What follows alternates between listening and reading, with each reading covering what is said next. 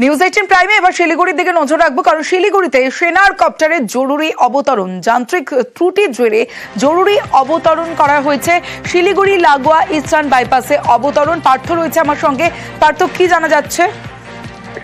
প্রতিদিনই কিন্তু এই সেনাবাহিনীর যে হেলিকপ্টার তা কিন্তু শালুগড়া থেকে যে সেনা সৈন্য রয়েছে সেখান থেকে উড়ে রুটিন তাদের মহড়া চলে, এবং সেই মতো কিন্তু আজকে যখন উড়েছিল কিছু ঘন্টাখানেক আগেই শিলিগুড়ি শহর সংলগ্ন যে ইস্টার্ন বাইপাস, এই ইস্টার্ন বাইপাসে ফাঁকা জমির মধ্যেই কিন্তু জরুরি অবতরণ করে, যেটা আমরা স্থানীয় পুলিশ সূত্রে জানতে পারছি যে যান্ত্রিক ত্রুটির কিন্তু এই জরুরি অবতরণ। ইতিমধ্যেই বাগডোগরা থেকে বায়ুসেনার বিশেষ আধিকারিকরা তারা কিন্তু ঘটনাস্থলে পৌঁছেছেন, এবং টেকনিক্যাল যারা স্টাফ রয়েছেন তারাও কিন্তু সেখানে পৌঁছেছেন, ইঞ্জিনিয়াররা সেখানে পৌঁছেছেন বায়ুসেনার, এবং দ্রুত যাতে সারিয়ে তোলা যায়। তারপরে কিন্তু আবারও সেখান থেকে উড়িয়ে সেই শালুগড়া যে সেনা সৈন্য রয়েছে সেখানে তাকে ফিরিয়ে নেওয়া যাবে।